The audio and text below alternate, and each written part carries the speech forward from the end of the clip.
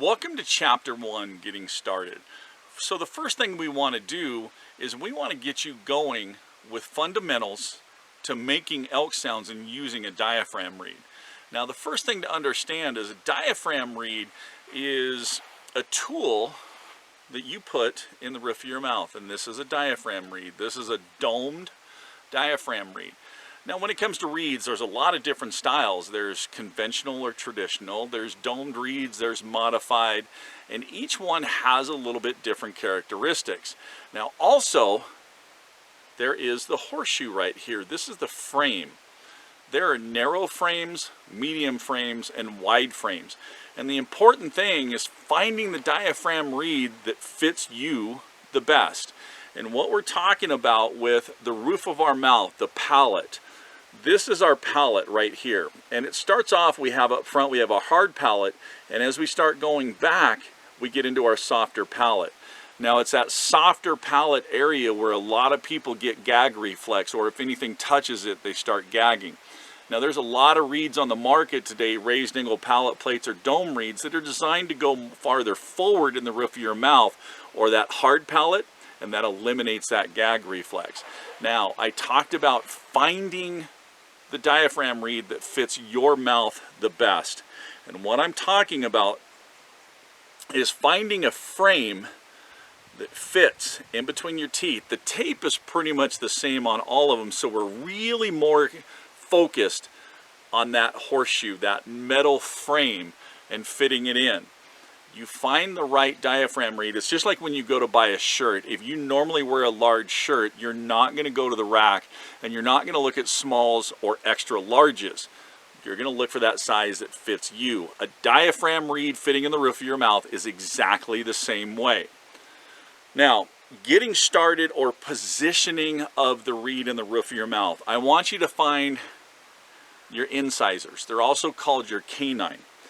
And the reason is we want to start with the front of that diaphragm reed right in line with those canines, and it'll sit on the roof of your mouth like this. Now the way a diaphragm reed works is the more tongue pressure or the more air pressure you put on that reed, the higher note it's going to be. So when you put a diaphragm reed in your mouth, remember this open part faces forward, the curved part faces the back. So if you think of this open mouth, sound coming out, open, sound out. So we're going to take the diaphragm reed and we're going to place it just like this up in the roof of our mouth. Remember, we want the front of this to be in line with our canine teeth. Now, when you put this in the roof of your mouth and you take your tongue and you push that up, you're going to make barely any contact, and you're going to get that low hum. Now, what part of the tongue do you contact with the roof of the mouth? There's an easy way to figure that out. If you take your tongue and imagining like you're flattening a piece of bubble gum on the roof of your mouth, or you go shh, focus on the part of your tongue that is flexing, okay? That's the part of the tongue that you have most control on, and that's the part of the tongue that you want right here on this latex, so that you can control it the best. Now, for starting out, there's a lot of options out there. There's single reeds, there's double reeds, there's triple, there's light latex, there's heavy latex. It's confusing. So as a beginner, you want to be focusing on a single light latex. And the best options, or that I recommend to all of our Elk Calling Academy students, are the orange or black amp from Phelps Game Calls, the Mellow Yellow Mama from Rocky Mountain Hunting Supply, or the black amp from Native by Carlton. These are all single light latex, but they also get you a narrow frame, a medium frame, and a wide frame. So between those, you're going to find the reed that fits the roof of your mouth the best. Now, getting started again. Take that, put it at the roof of the mouth, and remember, light contact. You're going to get that low buzz. Now, to get that higher note, and what I'm going to do is right now I'm just focusing on trying to get that high note. I'm going to flex my tongue up into the roof of my mouth like I'm trying to flatten out that piece of bubble gum. And I'm going to take my diaphragm reed and I'm going to force air up. I'm going to put a pressure of air up.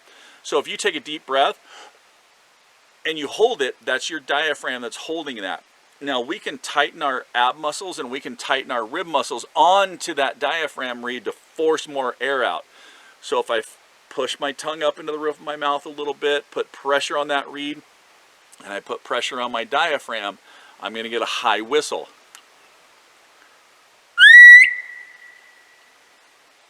Very high note. Now, when you do this, if you hear a little bit of air escaping, it's okay. You're new. As you really go through these drills and as you really go through these chapters in this e-course, your sounds are going to clean up. You're also going to find that you have a lot of saliva in your mouth. That's perfectly normal to you, or that's perfectly normal as well. Because up to this point, everything that you've put in your mouth has been food. So your brain is thinking, okay, I need to release salivas and start breaking this down because of the acids in our saliva. That's part of what starts the digestion process when we're eating. It's perfectly normal to have a lot of saliva when you first start using a diaphragm reed, but I promise you, it will go away after a little bit of time. Now, again, pressure by flexing the tongue or pressing the tongue up to the roof of the mouth, diaphragm, pressure onto that air, get that high note. Now the first drill I'm going to teach you to get started is a high to low drill. We want to start with max pressure with the tongue and max pressure with the air to get that high note. And then what we're going to do is we're going to slowly relax the pressure on the tongue and slowly relax the pressure on the diaphragm. And we're going to control that descent all the way down. And it'll sound something like this.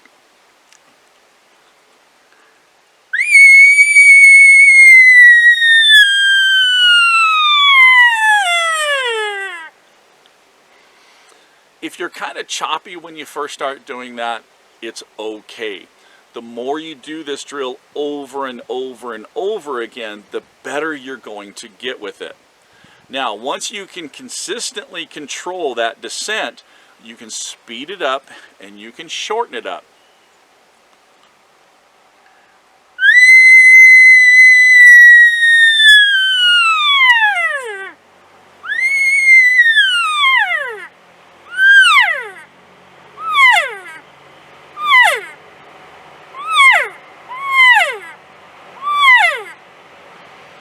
And congratulations, you just started making your first elk sound, which is a cow sound called a mew.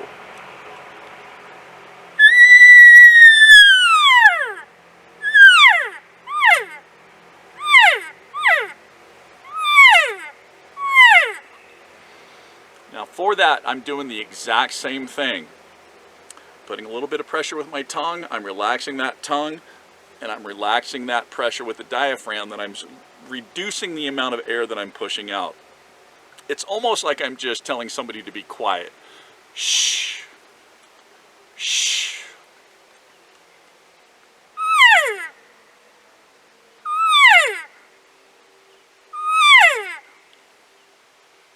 So that's the first fundamental drill, the high to low.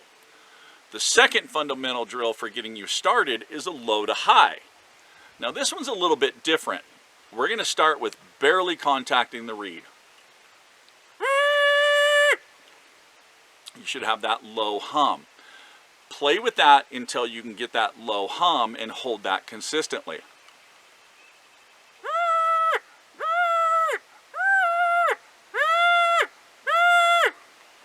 I'm barely making any contact at all with my tongue on that latex to get that low hum. Now, what I'm going to do on this one, now obviously this one we're going low to high, but we're going to do this one a little bit differently. We're not going to do the consistent climb. We want to stair step this. So think of a building. First floor, second floor, third floor, fourth floor, fifth floor. And we want to pause on each of those. And it'll sound a little something like this.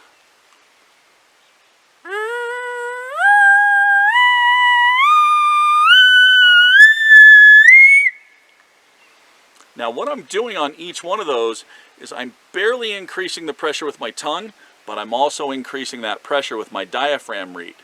Now the reason on the low to high, the reason we want to stair step that is because we're basically now learning how to bugle. And bulls will do all different types of bugles, so they'll start anywhere in that range. So by you stair stepping that, what you're doing is you're teaching yourself muscle memory on the amount of pressure it takes with the tongue and the amount of pressure it takes with the air to hit each of those. So again, this is what the low to high drill sounds like.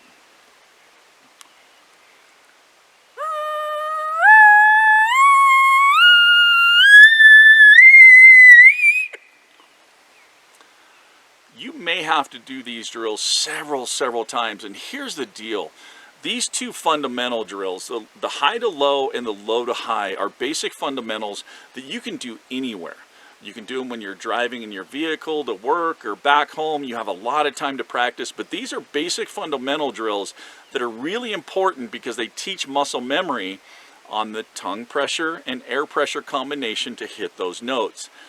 Now I know fundamentals can be kind of boring, but I can promise you if you stick with it and focus on doing these fundamentals right, it's going to make a big difference when you're out in the woods come September and you need to make certain sounds to mimic that bull that you're calling to, or you want to mimic that cow that you're hearing. You know exactly what to do.